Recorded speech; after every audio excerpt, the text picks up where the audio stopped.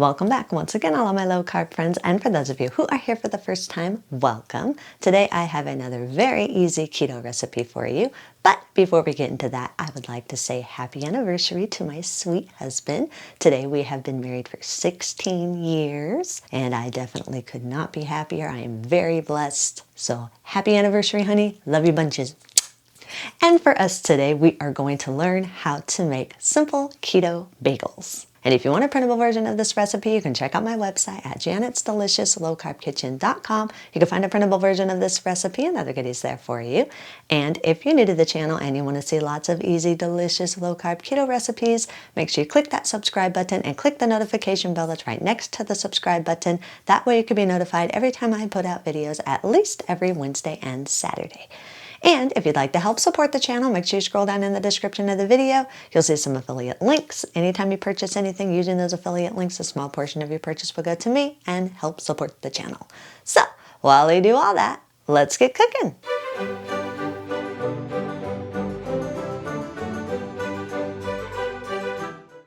Preheat your oven to 400 degrees.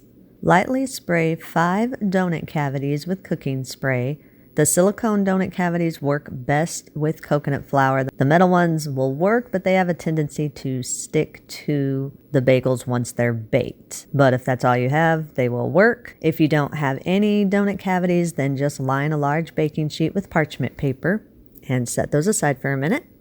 In a large mixing bowl, combine 112 grams or around 1 cup of coconut flour, 26 grams or around 1/4 cup of finely ground golden flaxseed meal or chia seed meal. I prefer the golden flaxseed meal as opposed to the dark flaxseed meal just because I like the color of the golden flaxseed meal. If you're using the dark flaxseed meal or the chia seed meal, your bagels will turn out darker than mine. They'll still taste fine, but they'll just be darker. Also, make sure that your flaxseed meal or your chia seed meal is ground up very finely. I always put mine in the coffee grinder and re-grind mine until it's very fine in texture. That way you'll have a nice smooth dough. If you don't want to use flaxseed meal or chia seed meal, you can use 14 more grams or around 2 more tablespoons of coconut flour instead of the flaxseed meal or chia seed meal. I like to add the flaxseed meal in just because I think it gives it a better texture. Bagels are supposed to have a little bit more of a chewy type texture, and I think the flaxseed meal does really good at giving that extra texture. It also helps kind of balance out a little bit of that coconut flour taste also, in my opinion. But as I said, if you just want to use all coconut flour, you can do that too.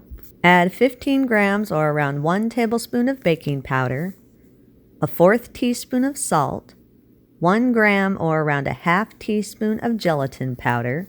Now, I know this sounds like a really weird thing to put into bagels, but traditional bagels, you boil them for a couple minutes before you bake them, and this will cause the gluten and the starches that's in the traditional flours to basically kind of gelatinize and give you that crusty, chewy texture that bagels are known for. Well, you can't do that with coconut flour bagels because coconut flour, as I've always told you guys, is extremely absorbent. So as soon as you would put it in the boiling water, it would start absorbing the water and basically fall apart on you.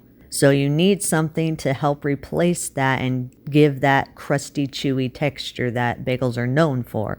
So by adding just a tiny bit of gelatin powder, this will help give a little bit more of a chewy type texture to your bagels. Instead of gelatin powder, you can also use agar-agar powder instead if you want to keep more of a vegan approach to this.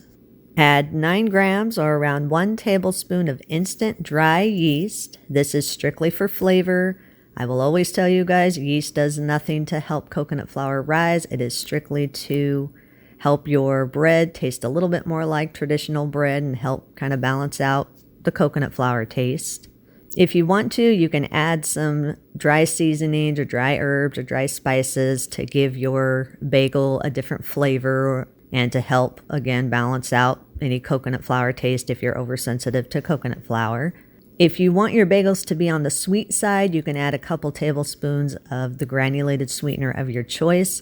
I just want mine to be a neutral flavored bagel, so I'm not adding any seasonings or spices or sweetener or anything like that. Sift the dry ingredients all together until everything is fully combined and there are no lumps in the dry ingredients. Add 4 large room temperature eggs. Make sure they are room temperature so they stir in more smooth.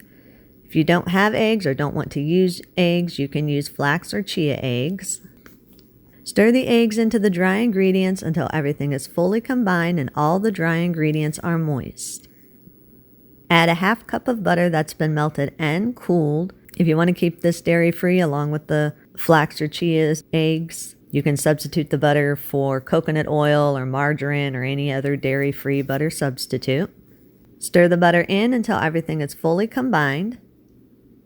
Add 60 grams or around 1/4 cup of room temperature plain yogurt or sour cream. Again, you want this to be room temperature so that it mixes in more smoothly. If you want to keep this dairy-free, you can use a dairy-free yogurt substitute or a dairy-free sour cream substitute. Add 61 milliliters or around 1/4 cup of the room temperature milk of choice. My keto milk of choice is always coconut milk. You can use whatever milk you want. Stir everything all together until everything is fully combined and a smooth dough has formed. Scrape down the sides of the bowl and push the dough to the center of the bowl. Then form your dough into a smooth ball. Allow the dough to sit at room temperature uncovered for about 5 minutes. This is just going to help absorb any extra moisture.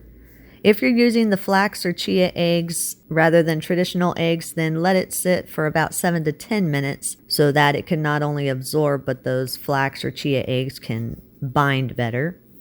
After about 5 minutes, you're going to check the texture of your dough. Take the dough ball in your hands and massage it for about 30 seconds. Make sure that all of your ingredients are holding together well. If it seems like it's holding together well, then take a small portion of the dough and roll it in between your hands until it comes together and forms a smooth ball.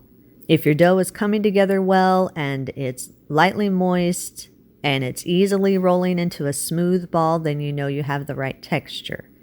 If it seems like it's not holding together well, then you need to add small amounts of room temperature milk of your choice or water until the dough comes together and it's holding its shape well.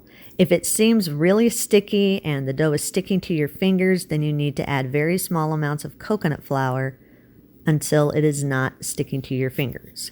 After you've tested your dough and you're sure you have the right texture, if you want to, you can fold in some berries or some add-ins of your choice to give your bagel some extra bulk and extra flavor. As I said earlier, I'm just making a neutral flavor bagel, so I'm not adding anything. Line a clean work surface with parchment paper. Divide your dough into 5 equal portions. Take the portions of dough one at a time and roll each portion into a smooth, tight ball.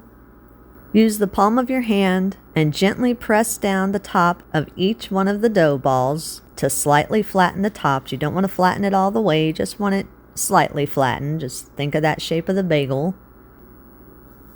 Then use your finger or your thumb and press it all the way through the center of each one of the dough balls. Wiggle your finger or thumb around inside the hole to stretch the hole to your desired size. When you're shaping your bagels, make sure you're keeping the dough smooth at all times. If there are any cracks or anything, just dampen your fingers and rub the cracks out. Also, make sure that the hole in the center is wide enough so that it doesn't close up when it's baking. But these do puff up a little bit. This is where the donut molds come in handy. They keep the dough together really well, keeps it from cracking, keeps the bagels in uniform size. And you don't have to worry about the hole sealing up because you've got the little stem in the middle to make sure that the dough stays open while it's baking. Once you have your bagels all shaped, then place them in your donut molds or onto your prepared baking sheet. If you are using the baking sheet, make sure you leave space in between each one of the bagels. You want to have airflow going all the way around all sides of your bagel so you have a nice even cook. If you want a darker top on your bagels, then brush the top of each one of your bagels with some egg wash or some melted butter. If you want to, you can sprinkle a little bit of everything seasoning or some seeds or toppings of your choice over the top of your bagel. Once the bagels are all shaped and topped according to your personal preference, place the bagels in your preheated oven. Bake at 400 degrees for 20 to 25 minutes or until they are golden and a tester comes out clean.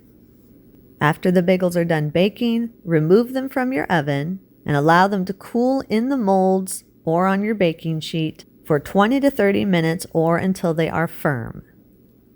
Once the bagels are firm, remove them from your molds or your baking sheet, whichever one you're using.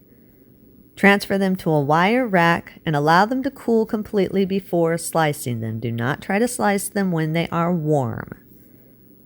So after your bagel has cooled completely and you are ready to eat it, turn it on its side and cut it in half so you've got two halves of your bagel, top and bottom. Then you can warm them up if you want to. I put some cream cheese on mine. I don't know if you can see that really good, but I warmed mine up in the toaster, put some cream cheese on one half of it, and then we eat. I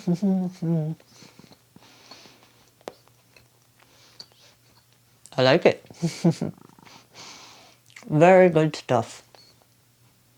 You can eat these immediately with some cream cheese or desired toppings of your choice, or just eat them plain. They taste great just as they are. If you do have any leftovers, store them in an airtight container at room temperature for up to 3 days, or in an airtight container in your refrigerator for up to 5 days, or you can freeze these for up to 3 months. Eat and enjoy. And that's our recipe of the day. I hope you enjoyed it. If you did and you want to see more videos like this, make sure you click that thumbs up like button, click that subscribe button, leave me a comment if you want to. Let me know if there's any recipes that you'd like to learn how to make, and I'll do what I can to get those out there for you. And as always, keep cooking.